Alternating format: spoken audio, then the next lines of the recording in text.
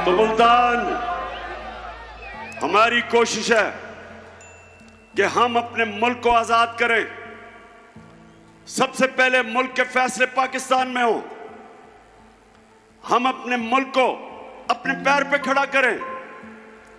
हमें कभी किसी और मुल्क के सामने हाथ ना फैलाने पड़े कि जब एक कौम किसी और मुल्क के सामने हाथ फैलाती है उसकी इज्जत नहीं होती। हरे पासपोर्ट की इज्जत नहीं होगी जब तक हम अपने पैर पे ना खड़ा हो। और मैंने एक पूरा प्रोग्राम बनाया है, क्योंकि जिधर इन्होंने मुल्क पहुंचा दिया, जिस तरह के पाकिस्तान को इन्होंने 2 महीने में जो कर्जे लिए हैं, जिस तरह कर्जों की दलदल में भी गिर रहे हैं, हमारी माइशत भी नीचे जा रही है, हमारी इंडस्ट्री भी नीचे जा रही है। हमारे किसानों के लिए जो भी शाह महमूद कुरैशी ने बताया कि कितने बुरे हालात हमारे आज किसानों के हैं। ट्यूबवेल में डीजल, उसकी कीमत ऊपर, बिजली वो दुगनी से भी ज्यादा। तो जो किसान के पास पैसे, उसके खर्चे इतने चले गए हैं कि वो अपनी जमीन के ऊपर पैसा नहीं लगा सकता। इंडस्ट्री जब बंद हो गई, बेरोजगारी बढ़ रही है। जो हमने दुनिया को एक्सपोर्ट्स करके अपनी दौलत में इजाफा कर रहे थे, याद रखें हमारे 3.5 साल में पाकिस्तान की सबसे ज्यादा रिकॉर्ड एक्सपोर्ट्स हमारे जमाने में थी। सबसे ज्यादा बैरून मुल्क ने पैसा पाकिस्तान में हमारे जमाने में भेजा।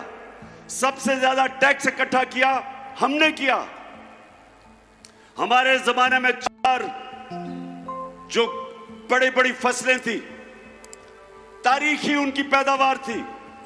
किसान के पास तारीखी पैसा गया।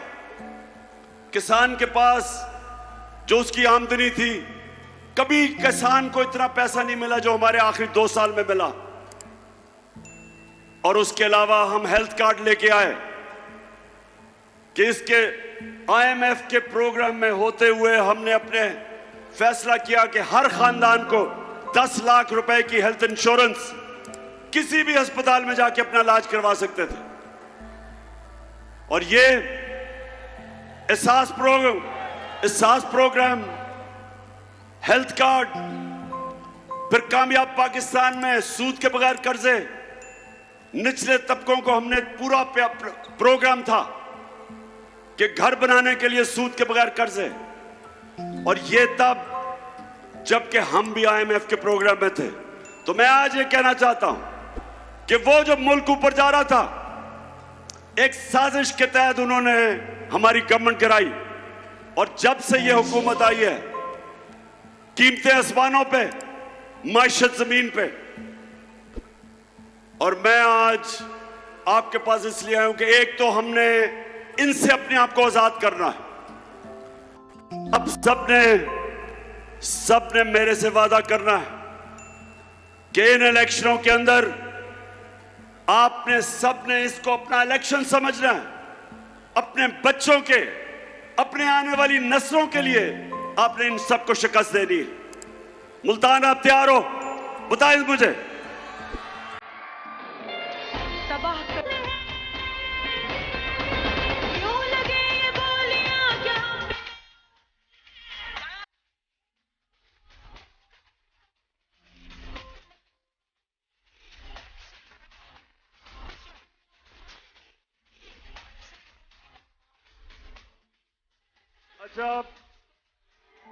अच्छा मुल्तान, मैं जरा आज आप सबको तफसील में तो बताना चाहता था कि सारा दिन मैंने आज अदालत में गुजारा है, लेकिन क्योंकि अभी केस चल रहा है इसलिए उस केस पे तो मैं बात नहीं करूंगा।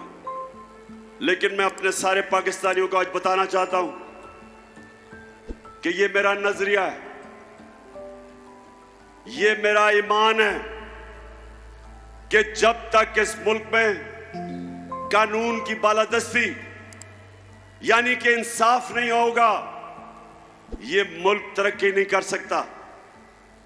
जब तक इस मुल्क में हमारी अदालतें आजाद और मजबूत नहीं होंगी, जब तक वो इंसाफ नहीं देंगी।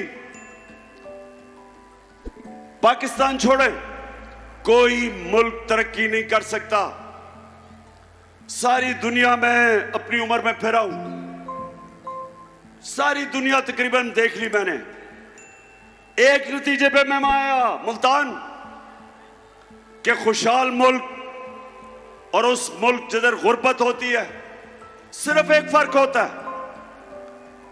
खुशहाल मुल्कों के अंदर इंसाफ होता है और गरीब मुल्कों के अंदर जुल्म का निजाम होता है, जिसके मुतालिक हजरत अली रजी अल्लाह ताला ने कहा था कि कुफर का निजाम चल जाएगा, जुल्म का निजाम नहीं चल सकता, नाइंसाफी का निजाम नहीं चल सकता। हमारा सबसे बड़ा मसला कि ताकतवर के लिए एक कानून, कमजोर के लिए दूसरा।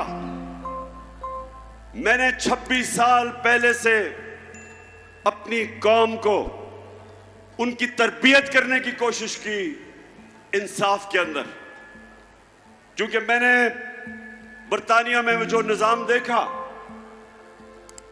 उसकी सबसे बड़ी कामयाबी की वजह यह कि वहां इंसाफ कोई कानून के ऊपर नहीं, ताकतवर के लिए भी वो कानून, कमजोर के लिए भी वो। हमारा मुल्क का अलमिया क्या है? मुझे अभी भी मशवरे दिए जाते हैं कि इमरान खान तुम ऑपोजिशन को साथ मिला के चलो। जब मैं हुकूमत में था, अब कहते हैं कि हुकूमत असेंबली में चले जाओ, इनके साथ इकट्ठे बैठ के मामले तय करो। पाकिस्तानियों, मेरी एक बात सुन ले आप। मेरे नबी सल्लल्लाहु अलैहि वसल्लम ने जब फतह मक्का की तो उन्होंने सब काफिरों को माफ कर दिया, सबको माफ कर दिया। लेकिन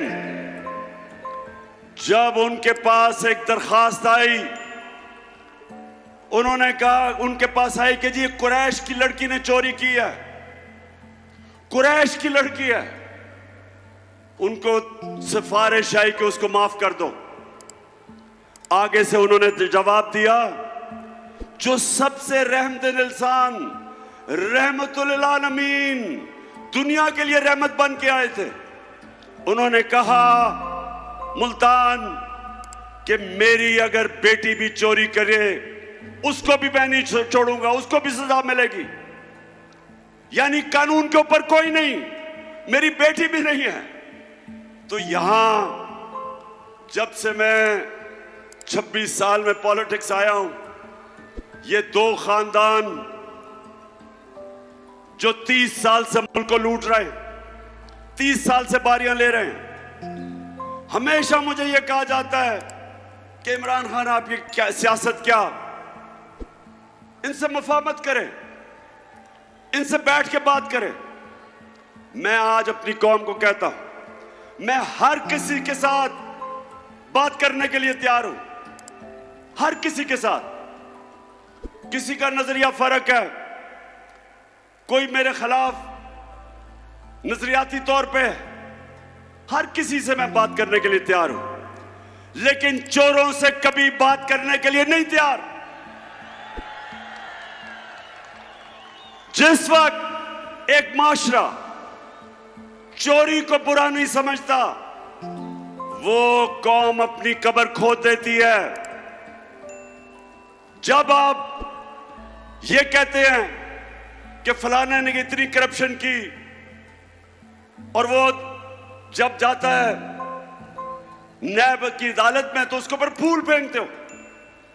जब एक माशरा बुराई को बुरा नहीं समझता,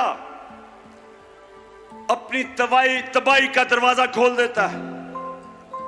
इसलिए अल्लाह ने कुरान में हुक्म दिया, अमर बिल मारूफ, अच्छाई के साथ खड़े हो, बुराई के खिलाफ खड़े हो।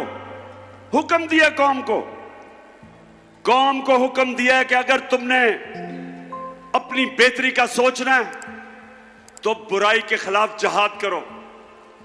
कहीं कुरान में नहीं लिखा कि बदी के साथ मुफाहमत करो। और मैं अपनी ख्वातीन को भी ये कहना चाहता हूं कि अपने बच्चों को ये जो हुक्म है अल्लाह का, अमर बिल मारूफ, अच्छाई की तरबियत करें, अच्छाई और बुराई में फर्क बताएं। क्योंकि जो मगरिब में मैंने माशरे देखे वो वाकई अमर बिल मारूफ पे चलते हैं। वो माशरे जिनको हम काफिर कहते हैं, वो माशरे अमर बिल मारूफ पे चलते हैं।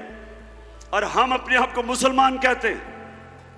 और हम तमाशा क्या देखते हैं कि छोटे चोर जेलों में और बड़े बड़े डाकू, कोई वजीर आजम बन जाता है, कोई वजीर बन जाता है, कोई असेंबलियों में चला जाता है।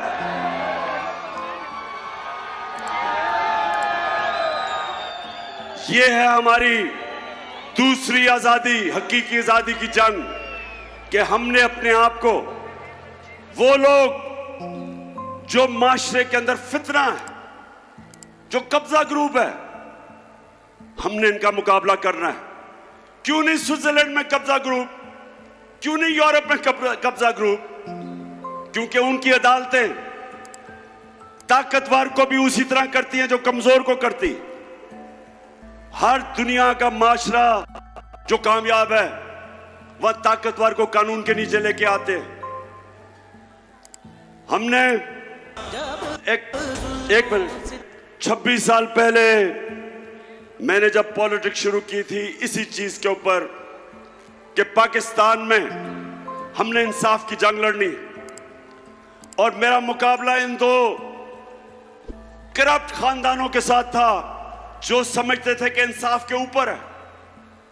कभी भी, नौजवानों जरा मैं आपको टीवी पर दिखाऊंगा, यह कभी नहीं हुआ कि एक जमहूरियत के अंदर एक पॉलिटिकल पार्टी ने सुप्रीम कोर्ट के ऊपर डंडों से हमला किया। यह कभी नहीं हुआ कहीं।